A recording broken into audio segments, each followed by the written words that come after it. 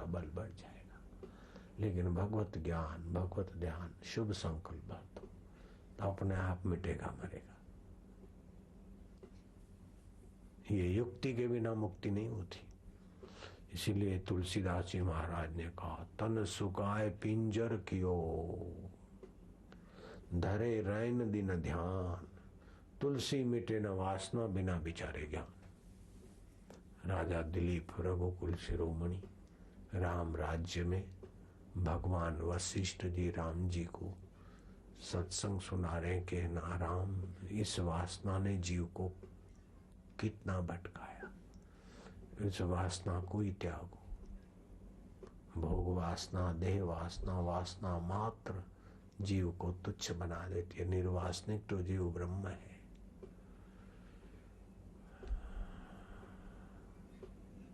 निर्वासनिक तो नारायण का अविभाज्य अंग है, वासना ही इसको तुच्छ बनाती। ऐसा करके एक प्रसंग सुनाया कि तुम्हारे कुल में राजा दिलीप हो गए, बहुरूपिया आया और ऐसा रूप बना कर आया कि राजा दिलीप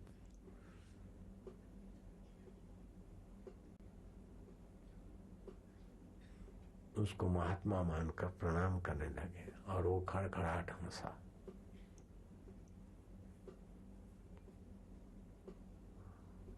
दिलीप ने गौर से देखा कि अरे तू तो बहुरूपिया, कमाल कर दिया, ऐसे रूप में आया तो ले जा 500 रुपया। बोले अभी हम नहीं ले सकते, हम व्यक्त साधु के वेश में आए। दिलीप बहुत खुश हुए। फिर वो अपना वो साधु का, विरक्त साधु का वेश छोड़कर आया। बोले महाराज मिल जाए इनाम। बोले उस समय तो साधु को दक्षिणा देने के भाव से दिया, तो सब क्यों नहीं ले गया?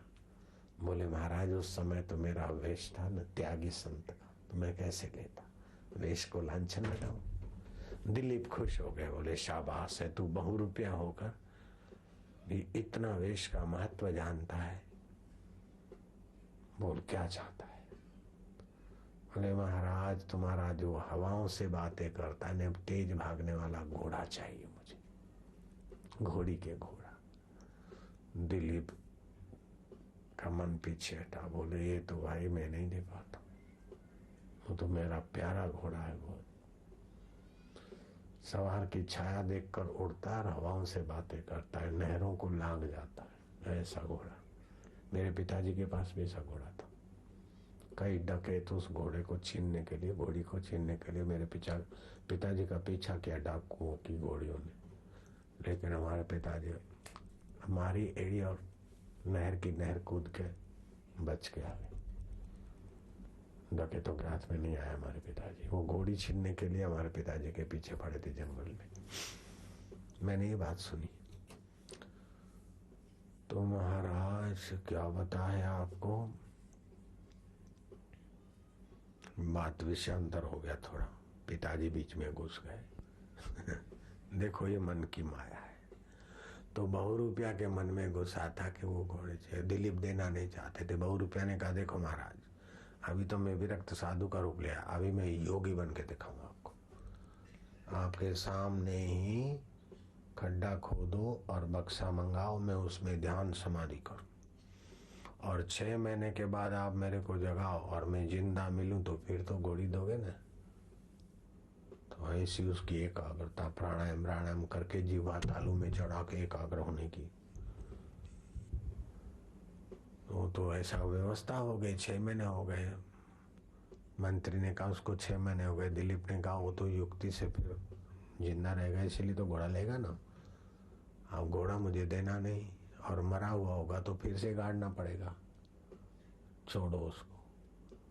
तो जब देखा राजा का विचार नहीं, तो मंत्री दोबारा काय को पूछे, काय को डांट सही। ये तो मंत्री लोग तो होते हैं राजा को खुश रखने के लिए। राम जी समय बीतता गया, वर्ष बीते, घोड़ी तो मरी, घोड़ी की बच्ची, बच्चियों की बच्चियां भी मर गई, लेकिन वो वासना लेकर अभी भी वहां पड़ा है। तुम्हारे दिलीप राजा भी चले गए और राजा भी चले गए। राम अपने उस स्थान पे चलते और वहां खोद काम किया और वो बक्सा निकाला और खुलवाया। तो जीभ ऊपर लटकी थी, प्राण यहाँ शस्त्र सार में टिके थे। वशिष्ठ जी ने कुछ रख के गद्दी बद्दी जैसा कुछ टप्पियां मारी और जीभ निकाली बाहर जो तालू में लगी। तो बोलता है लाओ घोड़ी। कितनी एकाग्रता!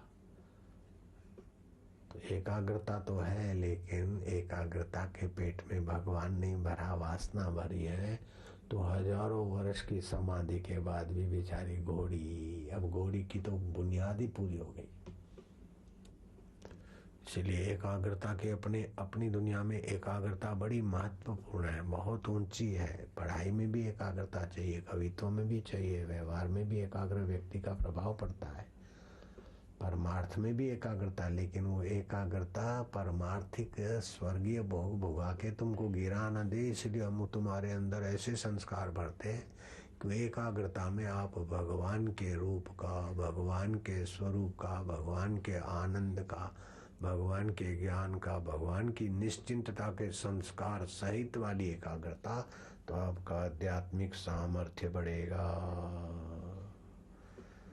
और फिर निर्भीक होगे तो सामर्थ्य का सदुपयोग होगा, और भगवान से आत्मीयता होगी तो हृदय में जीवन में रस आएगा।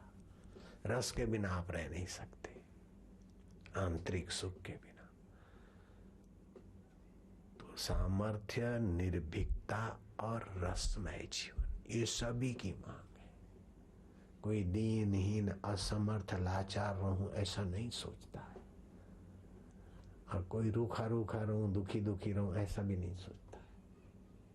तो ये अब जीवन की मांग है, चाहे किसी जाति का हो, चाहे किसी गुरु को मानता हो, हमारा उससे कोई इनकार नहीं है। लेकिन ये आप सभी की मांग है। जिस गुरु को मानते हो मानो, जिस धर्म को, मजहब को, भगवान को, अल्लाह को, गॉड को, जिसको भी मानते हो, लेकिन ये आपकी गहराई की मांग है। ये मांग का उपाय यही है कि आप निश्चिंत जीवन जीने का रास्ता ले लो, निर्भीक जीवन जीने का रास्ता ले लो, रसमय जीवन जीने का रास्ता ले लो।